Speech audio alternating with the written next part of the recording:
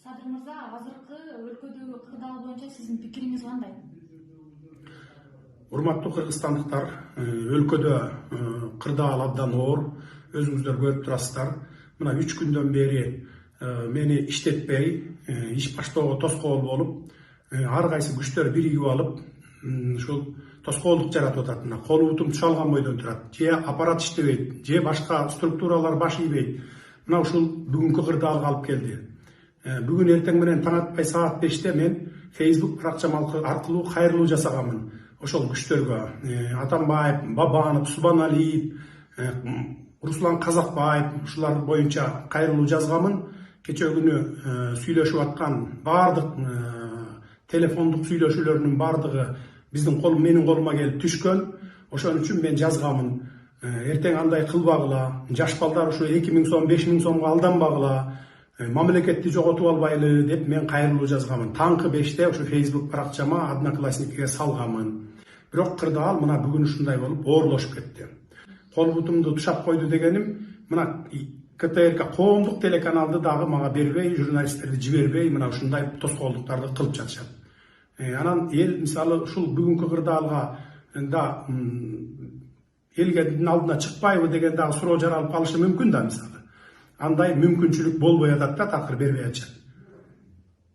Сиз жаңы эле айтып өттүңүз, ушу кечээ эл алдында сүйлөп жатып, Өмүрбек Бабановдор, Өмүрбек Субаналиевдер, Алмазбек Атамбаевдер балдарга 2000 сомдон таратып, кырдаалды курчутууга аракет кылып жатат деп. Ушуга кандай далилиңиз барбы дейм? Мен азыр эле айтып өтпөдүмбү? Менин колума далилдер келип түштү, телефондук сүйлөшүүлөр келип түштү деп. Ал жерде ошол Руслан Казакбаев, Бабанов, Субаналиев, ушулар Атамбаевдин ким менен сүйлөшкөнү, ушу бүгүнкү күнгө кырдаалга жараша элди алып чыгып 2000 сомдон 5000 сомго чейин берип аткандыгынын баары менин колума далил болуп келип түшкөн. Ошондуктан мен таңкы саат 5-те ошого кайрылуу жасаганмын да. Булар ушу кече күнү пландашкан. Ушундай кылабыз деп. Мен аларга кайрылганмын. Андай кылбагыла, мындай болбойт, башаламандык алып келет деген далилдер менин колумда турат дагы. Мен эртеңден бүгүндөн баштап мен чыгара баштайм. Өлкөнү туруктуулуктун нугуна түшүрүү үчүн кандай чараларды көрүшүбүз керек деп сиздин пикириңизде? Ошо өлкөнү туруктуулукка түшүрүш үчүн мен бардык шарттарды сунуштадым.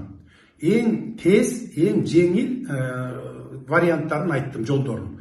Бирок мына бүгүнкү күнгө чейин оюн кылышып, баягы депутаттарды чогултурбай, жана ушундай бир тоскоолдуктарды жаратып атышат да. Бул жерде мына ошо бүгүнкү жана элди алатуу аянтын алып келген Атамбаев, Бабанов, анан Субаналиев, мына ушул күчтөр тоскоолдук кылып атат. Эгерде булар тоскоолдук кылбаганда, баягы биринчи эле күнү кырдаалды оңдоп кетсек болот эле. Урматтуу кыргызстандыктар, мен сиздерге кайрыламын, бишкектиктер айрыкча.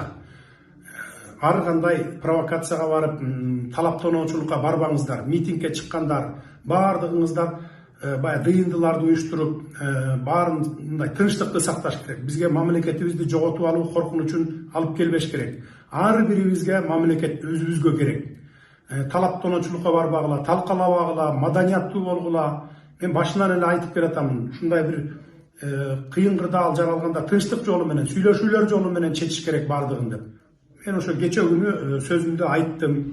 Келгиле, отуруп такташалы, баарын тең акылдашалы, тынчтык жолу менен чечели дедим. Келген жок. Мына бүгүн тынчтык жолу менен чечпей эле кайра ошо кечөөтөн баштап уюштурушуп, булар кечөөтөн баштап эмес эле 3 күн мурун башташкан экен.